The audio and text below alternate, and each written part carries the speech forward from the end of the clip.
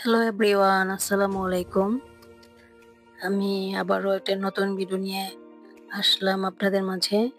আপনারা কে কেমন আছেন কমেন্ট করে জানাবেন। আশা করি সবাই ভালো আছেন। আমিও ভালো আছি আলহামদুলিল্লাহ। তো আমি আজকে পায়েস রান্না করব। তাই পোলার চাল পরিমাণ মতো নিলাম। পোলার চাউল কিছুটা পানি দিয়ে ভিজিয়ে সাইডে রেখে দিব। আমি আজকে ১ কেজি পরিমাণ দুধের পায়েস রান্না করব। এখানে আধা কেজি প্যাকেট একটা ভিজিয়ে রাখলাম ফ্রিজ থেকে বের করে। আরেকটা লিকুইড দুধ আছে, ওটা বরফ নাই। এটা ফ্রিজ থেকে বের করে ভিজিয়ে রাখলাম, সাইডে রেখে দিব। এখানে আধা কেজির প্যাকেট ছিল, এখানে আবার এটা হলো আধা কেজি প্যাকেট, মোট ১ কেজি দুধের পায়েস রান্না করবো আজকে। তো অন্য একটা চুলায় আমি পানি গরম বসিয়েছি। কিছুটা কাজু বাদাম সিদ্ধ করে নিব পানি দিয়ে ১ মিনিটের জন্য। তো সকালে আমি ঘুম থেকে উঠে আমি খুব হ্যাপি যে আমার ফেসবুকে একটি পেজ আছে মনি ভুঁইয়া নামে। আমার পেজের আজকে কন্টেন্ট মনিটাইজ পেয়ে গেছি আলহামদুলিল্লাহ।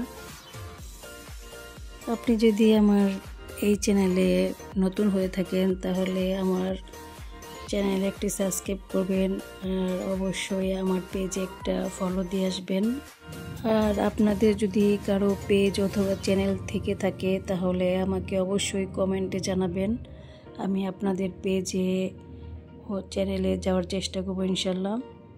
কথা বলতে বলতে সব কিছু ভিজিয়ে রেখে নিজের জন্য 1 কাপ চা বানিয়ে নিলাম। তো চা খেয়ে রান্না করতে চলে আসলাম।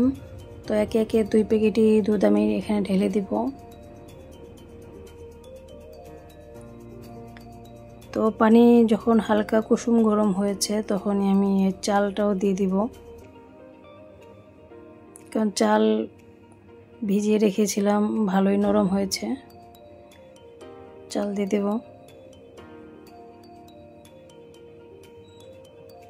পায়েস রান্না করতে সবাই পারেন, কম বেশি আমরা এখন সবাই রান্না করতে পারি। তো আমি কিভাবে রান্না করি সেই প্রসেসিংটা এবং কিভাবে আমি কি করি সেগুলো আপনাদের সাথে শেয়ার করি। আপনারা আমার পেজে নতুন হয়ে থাকলে অবশ্যই একটা সাবস্ক্রাইব করবেন, লাইক কমেন্টস করবেন, আমাকে আমার পাশে থাকার চেষ্টা করবেন।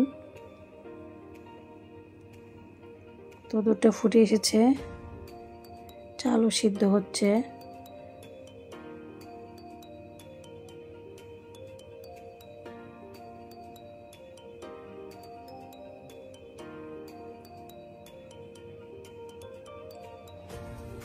তো এই পর্যায়ে আমি আমার সকল ধরনের মশলাগুলা তেজপাতা, দারচিনি ও এলাচ এগুলো দিয়ে দিলাম।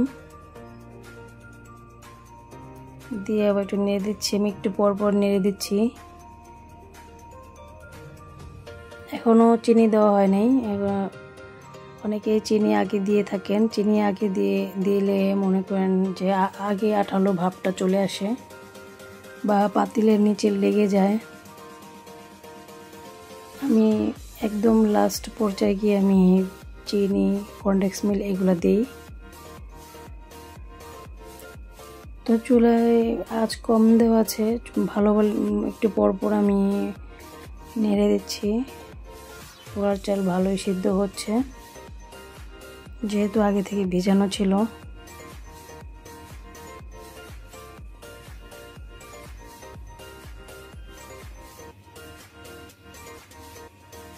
তো আমি অন্য একটা পাত্রে আমি বাদামগুলো ছিলে নিব, কিছুটা কাজ আগিয়ে নিই। বাদামগুলো ছিলে কিশমিশ বাদাম ধুয়ে আমি এগুলো কুচি করে নিব, পায়েসের উপরে ডেকোরেশনের জন্য দিব এগুলা।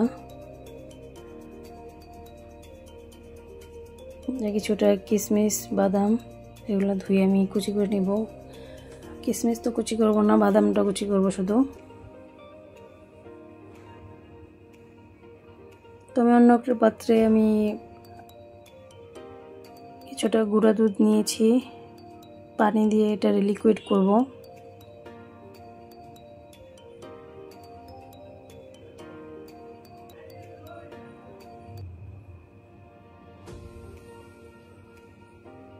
তো পানি দিয়ে লিকুইড করে নিলাম।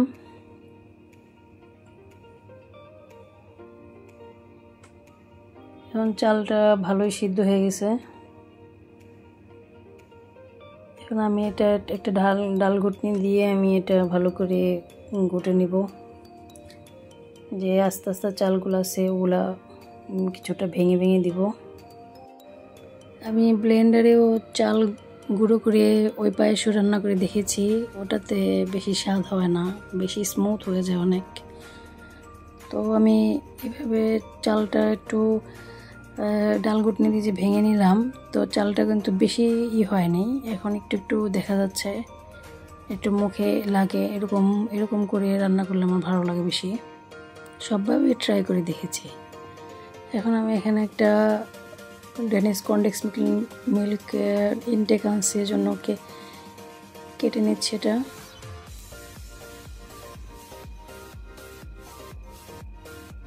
এটা এনে দেখি ফ্রিজে আমার আগে থেকে একটা ছিল, কিন্তু ওইটুকু দিয়ে আমার হবে না, ভাবলাম ওইটা আর নিব না, ওটা ফেলেই দিব, যেহেতু ছিল এতদিন ফ্রিজে, তো নতুনটাই দিব।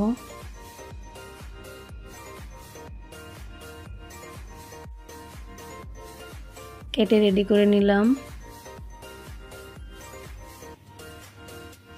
এখন পায়েসে কিছুটা চিনি দিয়ে দিব পরিমাণ মতো, আপনারা আপনাদের স্বাদ মতো দিবেন, আমি আমার স্বাদ মতো দিলাম।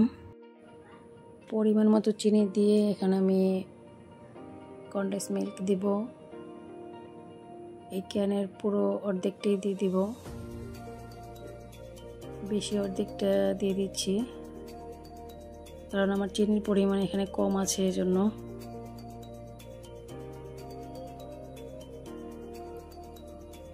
তো আমি কিছুটা বাদাম এখন পাটায় বেটে নিব, চাইলেই ব্লেন্ডার করতে পারতাম, ভাবলাম এত অল্প বাদাম ব্লেন্ডার করবো, এজন্য হাতেই বেটে নিচ্ছি।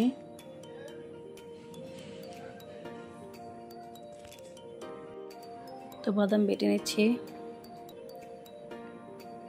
বাদাম ভালো করে বেটে আমি এখানে অর্ধেকটা বাদাম দিব, পুরোটা দিব না, তাই হাত দিয়ে দেখাচ্ছি।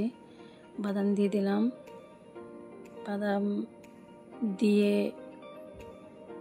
একটু নেড়ে চুলা অফ করে দিয়েছি। এখন আমার পায়েস রান্না শেষ, ঠান্ডা হলে একটু টেনে যাবে।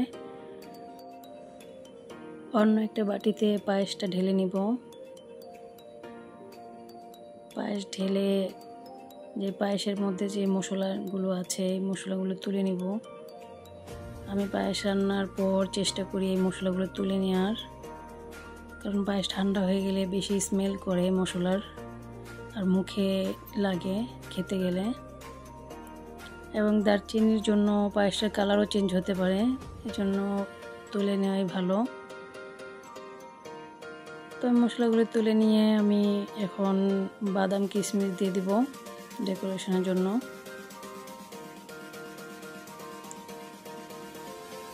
তো বাদাম দিয়ে দিচ্ছি, কিশমিশও দিয়ে দিলাম। আমার ভিডিও আজকে এই পর্যন্তই। এতক্ষণ যারা ধৈর্য ধরে আমার ভিডিওটা দেখেছেন তাদেরকে অসংখ্য ধন্যবাদ। সবাই সুস্থ থাকেন, ভালো থাকেন, এই শুভকামনায় রইল। আবার অন্য কোনো ভিডিও নিয়ে হাজির হব ইনশাল্লাহ। আজকে এই পর্যন্তই। আসসালামু আলাইকুম।